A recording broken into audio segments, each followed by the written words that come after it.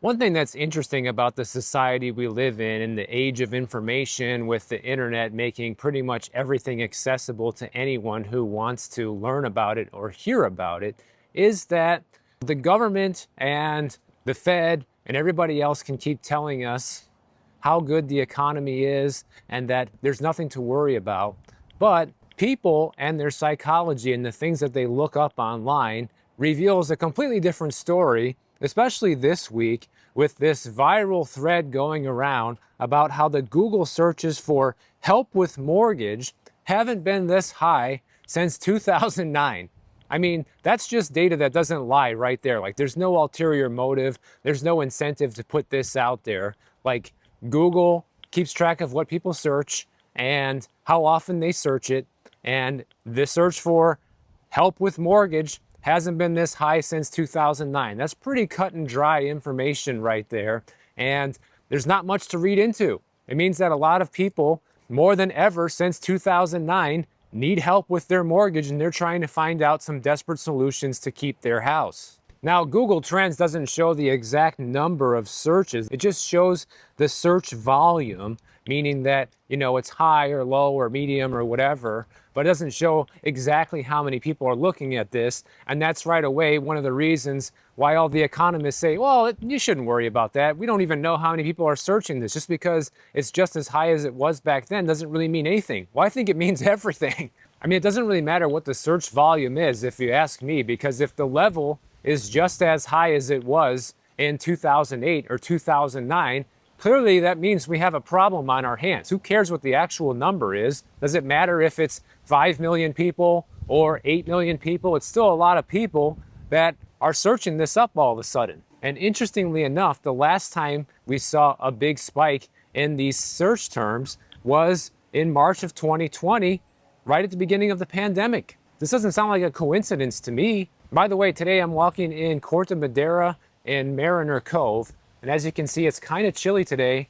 Wearing jeans, long sleeves, the wind is blowing. It's like in the upper 60s, but it feels kind of more like the low 60s with the wind. But it's so funny that they tried to twist this into something where it's not that bad. Like, oh, well, this could just mean that people who are financially stable are looking up help with mortgage because they're trying to already preemptively look up mortgage assistance because they fear being laid off, for instance. Well, isn't that still a bad thing?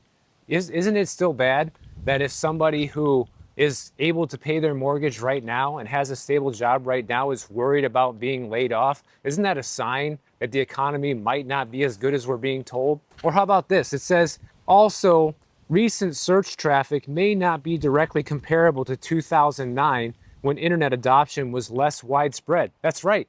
There's way more people use the internet and Google nowadays.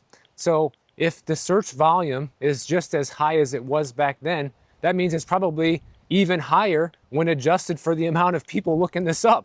And it's not really that big of a coincidence either that this surge in help with mortgage searches is coming at a time when people are starting to miss their mortgage payments. The delinquency rates for mortgages have been steadily increasing throughout the year. In fact, as of July of 2025, there are 30,000 more households in serious delinquency, meaning 90 days late or more, than there were just a year ago.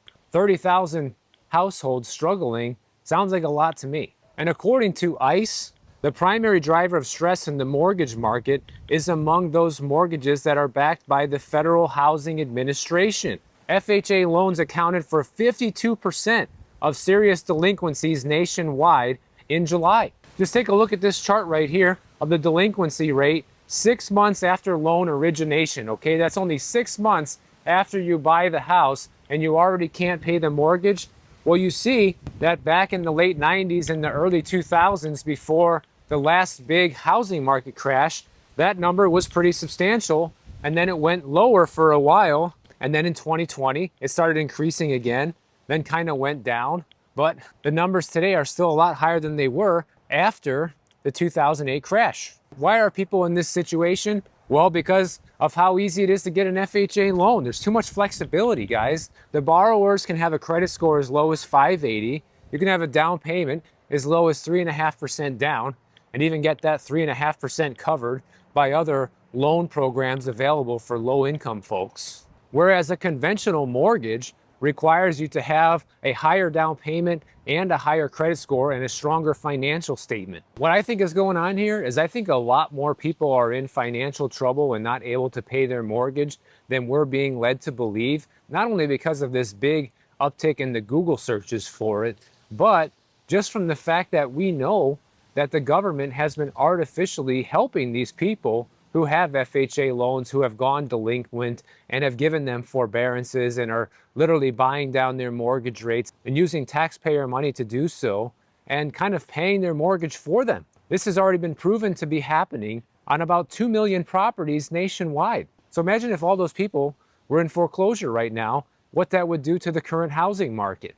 And the only reason they're not is because of artificial government stimulus. But that's not going to last forever. That's going to come to an end at some point. We don't know when, but we know that it will.